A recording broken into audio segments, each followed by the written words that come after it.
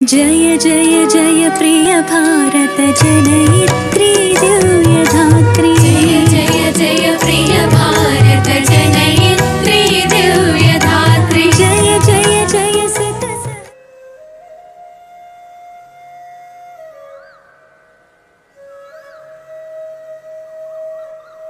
Shri Bharat channel ప్రేక్షకులకు శుభాకాంక్షలు. అవధానం తెలుగువారి సంపద అన్న శీర్షికలో అవధానులను గురించి, అవధాన విద్య గురించి పరిచయం చేసుకుంటూ వస్తున్నాం.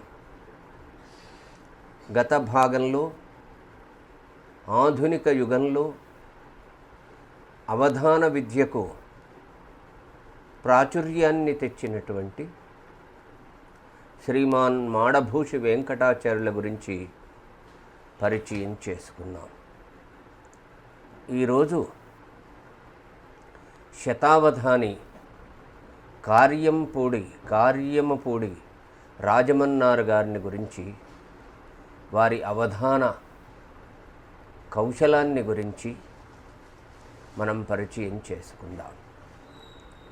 ధారణానన సాధారణి ఆస్యగ్ధోరిణి జాహ్నవీ పూర్వధికారిణి సారిణి గర్వసంహారిణి గాన సంచారిణి భాతి విద్వన్మనోహారిణి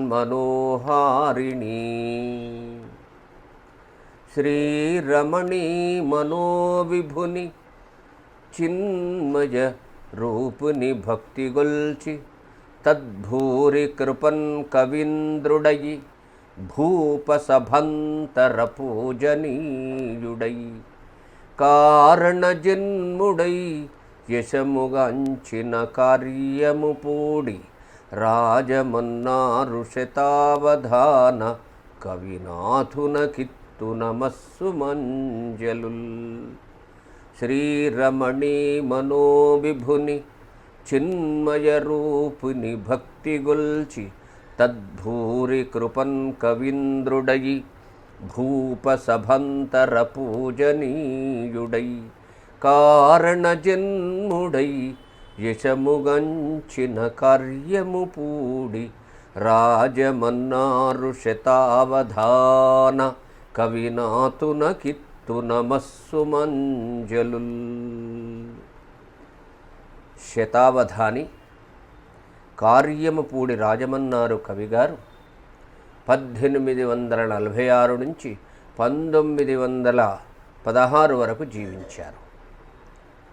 వేదం వెంకటరాయ శాస్త్రి గారు, తిరుపతి వెంకట కవులు, కొప్పురపు సోదర కవులు, కాశీ కృష్ణాచార్యులు గారు, పిసుపాటి చిదంబర శాస్త్రి గారు మొదలైన ప్రఖ్యాత పండితుల అవధానుల సమకాలికులు వీరు. రాజమన్నారు గారు 1846 పరాభవనామ సంవత్సరంలో ఆశ్వయుజ బహుళ అమావాస్య నాడు ప్రకాశం జిల్లాలోని చీరాలకు దగ్గరలో ఉన్న పేరాల గ్రామంలో జన్మించారు. బాల్యంలో రావుల శేషయ్య గారనే అధ్యాపకుని వద్ద అమరకోశాన్ని, ఆంధ్రనామ సంగ్రహమును, బాలరామాయణమును, ఆ తరువాత శ్రీమాన్ అద్దంకి తిరుమల శ్రీకుమార తాతాచార్యుల గారి వద్ద కావ్య, నాటక, సాహిత్య, వ్యాకరణ, అలంకారాది శాస్త్రాలు అభ్యసించి విద్వత్ కవులైనారు. రాజమన్నారు గారు విరివిగా అవధానాలు చేసిన గ్రంథస్థమైనటువంటి ఆధారాలను బట్టి చూస్తే 78 అవధానాలు చేసినట్లుగా తెలుస్తుంది. వారు తొలి దశలో చేసిన అవధాన పద్యాలు లభించలేదు, కానీ ఆ తరువాత వారు చేసినటువంటి అవధానాలలోని పద్యాలు మనకు లభిస్తూ ఉన్నాయి.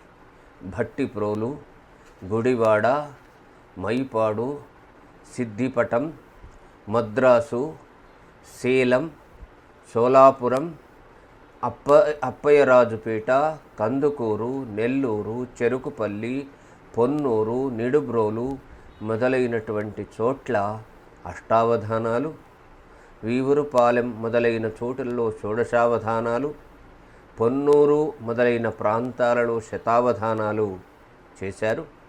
శీలం, సోలాపూర్ మొదలైన పట్టణాలలో ఆశుకవిత సభలు నిర్వహించి జగద్విఖ్యాతులైనారు.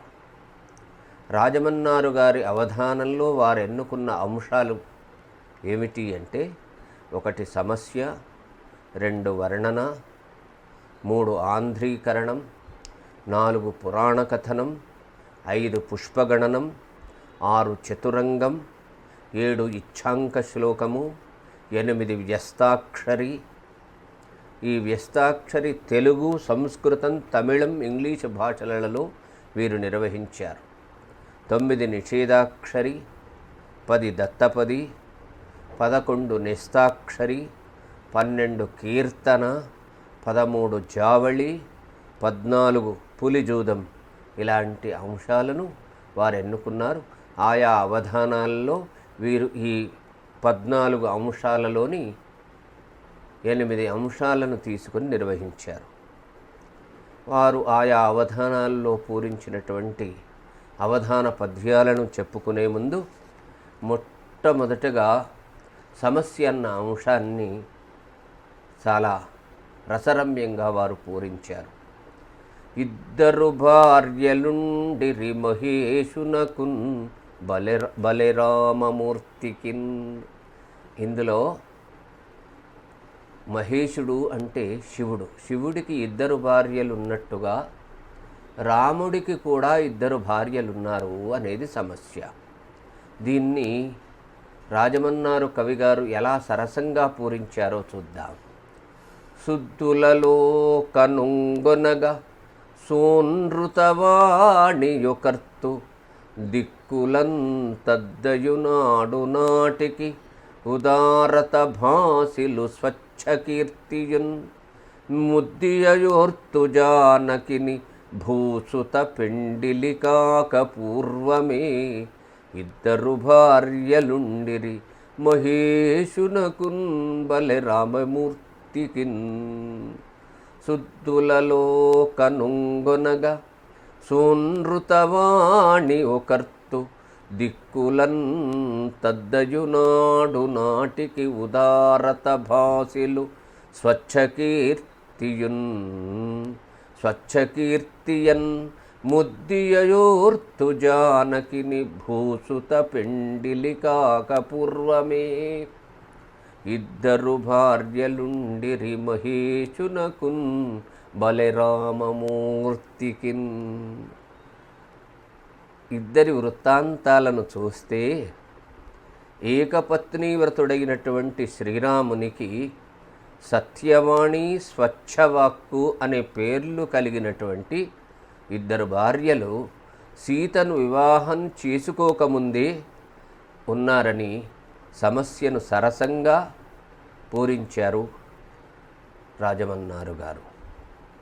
మరొక్క సమస్య చూడండి. కూతురుతో పొందెనొకడు కోడలివన్ననుచున్. కూతురుతో పొందెనొకడు కోడలివనుచున్.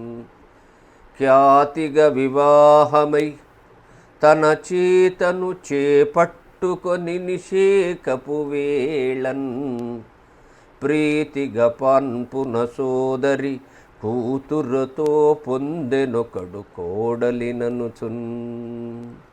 ఈ సమస్యను శ్రీమాన్ మాడభూషి వెంకటాచార్యులు గారు ఇచ్చారట.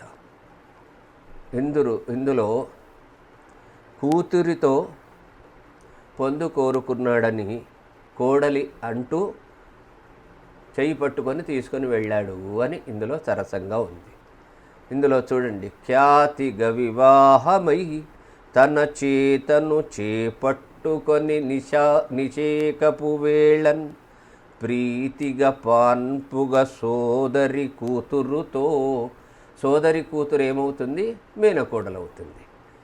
మేనకోడల్ని వివాహం చేసుకోవడం ఆనవాయితీ కనుక ఈ సమస్యను సోదరి కూతురుతో పొందెనొకడు కోడలిననుచున్నని సరసంగా సమంజసంగా పూరించారు. మరొక్క సమస్య చూడండి. కారము జూచి దేవుడని గట్టిగా నమ్మెను చిత్రమౌగదా. కారము జూచి దేవుడని గట్టిగా నమ్మెను చిత్రమౌ కదా. కారాన్ని చూసి దేవుడని అనుకున్నాడట. దీన్ని ఎలా పూరించారో చూడండి. ఆరని కన్ను పెంజెడలు అంటిన బూడిద బొమ్మ పుర్రియల్ పేరులు కుత్తుకన్ విషము బెబ్బులి చట్టెయబట్ట నెత్తిపై ఏరును దల్చి తాబికిరమెత్తుచురా గిరికన్యత తదాకారము చూచి దేవుడని గట్టిగా నమ్మెను చిత్రమవు కదా. ఇందులో శివుడి యొక్క రూపాన్ని వర్ణిస్తూ ఆరని కన్ను, మూడవ కన్ను, పెంజెడలు అంటిన బూడిద, ఒళ్ళంతా కూడా జడలు కట్టినాయి, జుట్టంతా కూడా ఆ బూడిద పూసుకున్నాడట. బొమ్మ పుర్రియల్ పేరులు, మెడలో పుర్రెల దండ ఉంది. కుత్తుకన్ విషము, కంఠంలో విషం ఉంది, ఆ నల్లగా మచ్చ ఏర్పడుతుంది. బెబ్బులి చట్టెజబట్ట, పులి చర్మాన్ని కట్టుకున్నాడు. నెత్తిపై ఏరును దల్చి, నెత్తి మీద గంగమ్మ ఉంది. తాబికరమెత్తుచురా,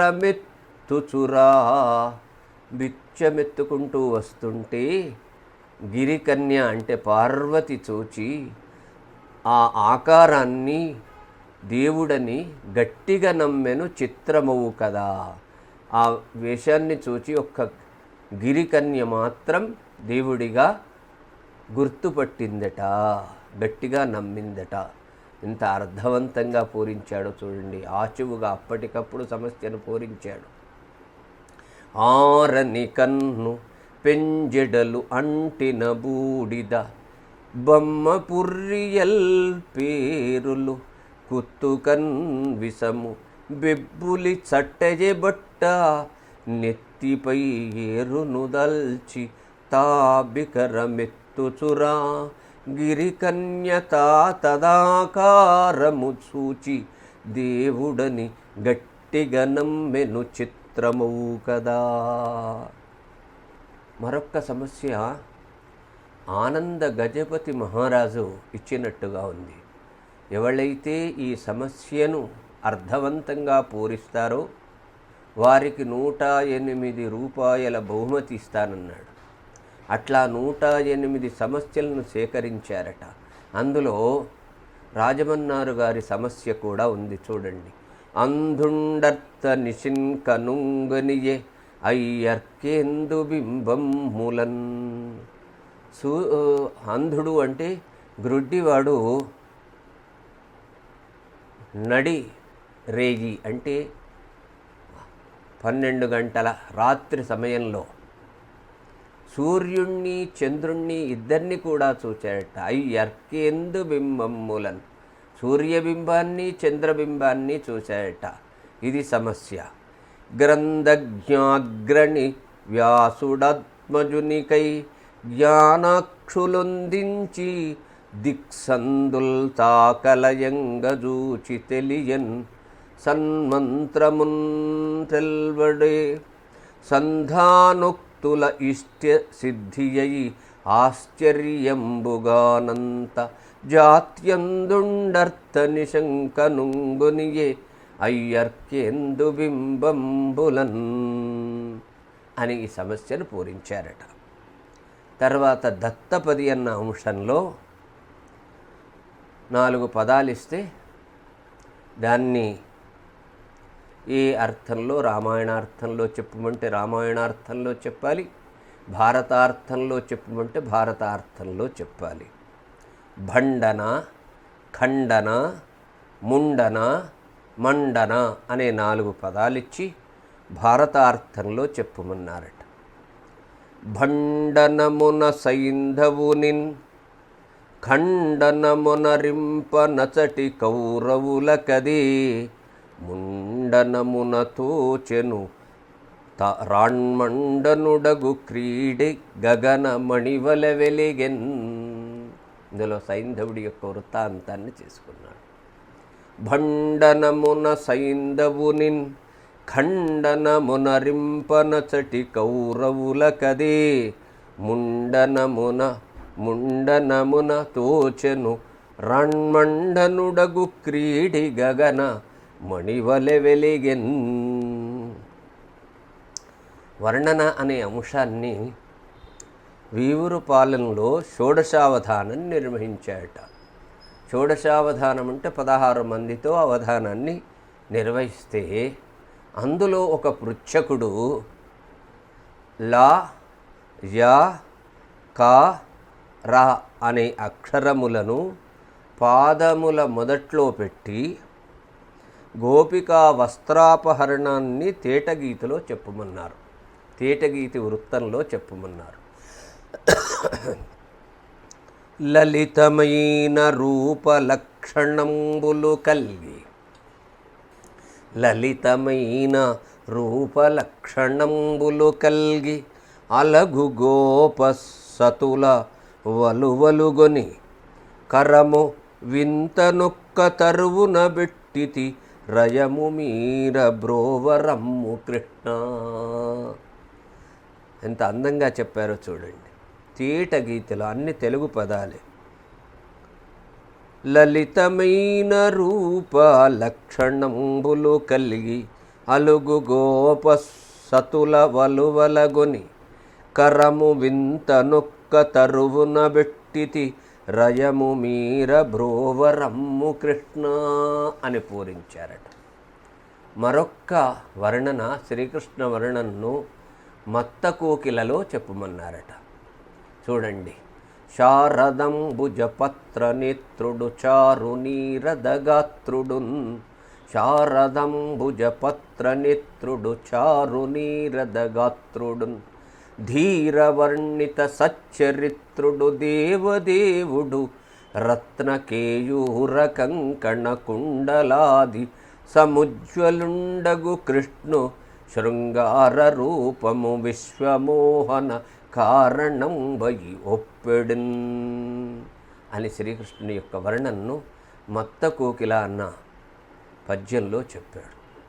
అలాగే సజ్జన సాంగత్యం అనే దాన్ని గురించి లయగ్రాహి వృత్తంలో, లయగ్రాహి అనగానే మనకు నన్నయ్య భట్టు జ్ఞాపకానికి వస్తాడు. కమ్మ నిల తంతముల కుమ్మునిసి వచ్చు మధుపమ్ములచు గీత నినదమ్ములెందున్. సజ్జన సాంగత్యాన్ని గురించి రాజమన్నారు గారు ఎలా వర్ణించాడో చూడు. కోరదగు అందరును సారెకును డెందముల సూరిజన గోష్ఠిని అపారముగనెందున్, మారుడు నరించెడి వికారములనన్నిటిని దూరముగా త్రోలగల సారమదియంచున్, ఘోరమగు వన్నియిల భూరిని దహించుగతి, ఘోరమగు వన్నియిల పూరిని దహించుగతి, క్రూరతర పాపముల బేరడచు ఈ సంసార ఘన కంధిదర జేరుటకు జూడ, అల ధీర జన వాక్యములు దారి గనజేయన్. ఇచ్ఛాంక శ్లోకం ఏదో ఒక సంస్కృత శ్లోకాన్ని ఇచ్చి దాన్ని ఆంధ్రీకరించమంటారు. ఒక భారత శ్లోకం కానీ, భాగవత శ్లోకం కానీ, రామాయణ శ్లోకం కానీ, ఏదైనా కావ్యంలోనిదైనా కావచ్చు. ఒక శ్లోకం ఇచ్చారు, అది భారతంలోని శ్లోకం. భాగ్యవంతం ప్రసూయేద మాసురం మాచ పండితం, శూరాశ్చ కృత విద్యాశ్చ మత్పుత్రా శివనంగతాః అన్న శ్లోకాన్ని దానికి తేటగీతి పద్యంలో చెప్పారు చూడండి. భాగ్యవంతిని గనుమమ్మ పరగశూరు పండితుని గంచవలదు నీ బడసినట్టి, సుతులు పండితులును రణశూరులయ్యు వనముల వసింపవలసిన వారలైరి. ఇక వ్యస్తాక్షరి అన్న అంశం. వ్యస్తాక్షరి అంటే అవధానం జరుగుతున్న సమయంలో తెలుగులోని ఒక పద్యపాదం కానీ లేదా ఒక వాక్యం కానీ అవి ఎన్ని అక్షరాలు, ఒక్కొక్క అక్షరానికి ఒక్కొక్క సంఖ్య వేసుకొని అవధానం జరుగుతున్న సమయంలో వరుసగా కాకుండా వరుస తప్పి అప్పుడు ఇప్పుడు ఒక కాగితం ఇస్తారు, నంబరు చూసుకుంటాడు అక్షరాన్ని, ఆ కాగితం కింద పడవేస్తాడు. తిరిగి అవధానం ధారణ సమయంలో ఈ వ్యస్తాక్షరి అంశాన్ని మళ్ళీ అప్పచెప్పాలి. అట్లా రాజమన్నారు గారు తెలుగు, సంస్కృతం, అరవం, ఇంగ్లీషు భాషలలో వ్యస్తాక్షరి ఇచ్చిన పదాలు అవలీలగా చెప్పేవారట. భట్టిప్రోలు అనే అవధానంలో వారికి వ్యస్తాక్షరి ఇంగ్లీషులో ఇచ్చారట. ఆ ఇంగ్లీషులో ఇచ్చిన వాక్యం ఏమిటో చూడండి. The quality of gold cannot be expressed, all that glitters is not gold అనే వాక్యాన్ని వ్యస్తాక్షరిగా ఇస్తే అవలీలగా వాటిని ప్రకటించారట రాజమన్నారు గారు. రాజమన్నారు గారు అవధానాలే కాకుండా కొన్ని గ్రంథ రచనలు కూడా మనకు అందించారు. హరిశ్చంద్ర చరిత్రము, జంగము కథ అంటారు, రాజవంశ రత్నావళి, సీతారామ భూపాల విలాసము, సూర్యరాట్ ప్రభు సందర్శనము, మాధవస్వామి శతకము, మూల్పూర్ అగస్త్యేశ్వర శతకము,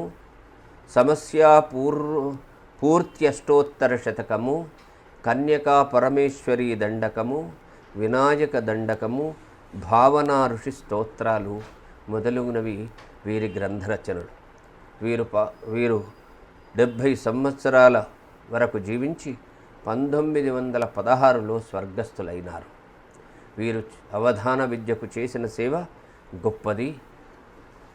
అష్టావధానం ఇవాళ్ళటి మాటలో చెప్పుకోవాలంటే అష్టావధానం వన్డే మ్యాచ్, శతావధానం టెస్ట్ మ్యాచ్, ఇక సహస్రావధానం ఈ మధ్య కాలంలో ఉంది కనుక దాన్ని సిరీస్ అంటే బాగుంటుందని నాకు అనిపిస్తూ ఈ రాజమన్నారు కవి గురించి మీకు విశేషాలను తెలియజేశాం.